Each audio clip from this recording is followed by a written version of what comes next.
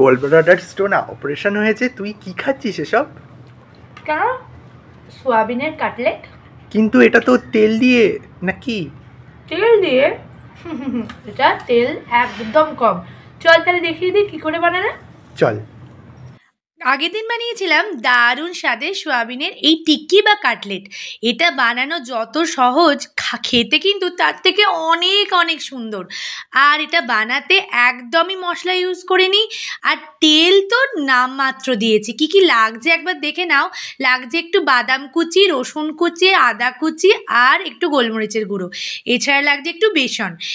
এবার একটা বলের মধ্যে আগে থেকে সেদ্ধ করে রাখা, নুন হলুদ দিয়ে সেদ্ধ করে রাখা সোয়াবিন কুচি, তার সঙ্গে দিয়েছি একটুখানি গাজর কুচি, একটুখানি পেঁয়াজ কুচি, তারপরে ওই যে মশলা মানে হচ্ছে গোলমরিচের গুঁড়ো, কাঁচা বাদাম কুচি, আর এদিকে হচ্ছে রসুন আর হচ্ছে আদা। ব্যাস, আর কিচ্ছু দিতে হয়নি এর মধ্যে। দিয়েছি একটুখানি বেসন দিয়েছি ওই 2-3 চামচ মতো, তোমরা তোমাদের আন্দাজ মতো দেবে। তারপর দিয়েছি নুন আর দিয়েছি সামান্য পরিমাণ মিষ্টি। ব্যাস, এরপরে একসঙ্গে এগুলোকে সব কিছুকে মিলিয়ে হাতে চটকে নিয়েছি। তোমরা এমনভাবে বেসনটা দেবে যাতেই চটকানোর পর বেশ একটা গোল্লা পাকানো যায়, নয়তো কিন্তু এই টিকিটা ছেড়ে ছেড়ে যাবে। দাঁড়াও, আমি তোমাদের কয়েকটা গোল্লা পাকিয়ে দেখিয়ে দিই। আমি কিন্তু যে প্রচণ্ড বেশি পরিমাণে করেছি তা নয়, অল্পই কয়েকটা করেছিলাম আমাদের সবারই জন্য। আসলে গলব্লাডার স্টোন অপারেশন করার পর ডাক্তার বলেছে তেলটা খুবই কম খেতে, কিন্তু আমি সারাদিনে 3 চামচ মানে 3 টিস্পুন তেল খেতেই পারি, সেটা আমার ডায়েট চার্টে লেখাই আছে। তো সেই অনুযায়ী আমি সারাদিন খাবার দাবারটা করার চেষ্টা করছি, আর মশলা একদমই খাওয়ার চেষ্টা করছি। তো চলো কি করে বানাই দেখিয়ে দিই। এরপরে আমি ফ্রাইং প্যানে নিয়ে নিয়েছি একদম 1 চিমটি তেল, আর এটা নিয়েছিলাম সয়াবিন অয়েল। তার উপরে আমি দিচ্ছি এই যে টিক্কিগুলো, একদম অল্প তেলে অল্প আঁচে। যখন প্যানটা বেশ গরম হয়ে যাবে তখনই কিন্তু এগুলো ছেড়ে দেবে, আর আঁচ কমিয়ে একদম ঢাকা দিয়ে কিন্তু রাখতে হবে বেশ কিছুক্ষণের জন্য।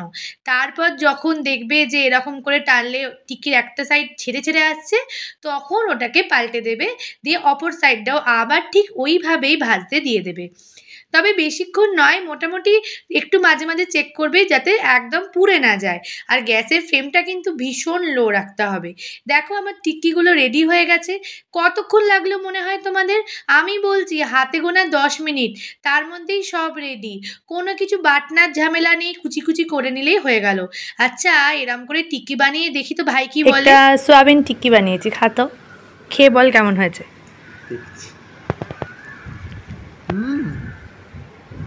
দারুণ হয়েছে, খুব ক্রাঞ্চি, সুন্দর, খুব টেস্টি। আর খেয়ে মনে হচ্ছে যে তেল কম?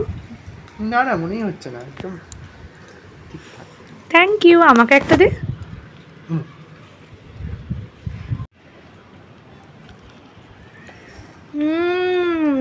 দুর্দান্ত।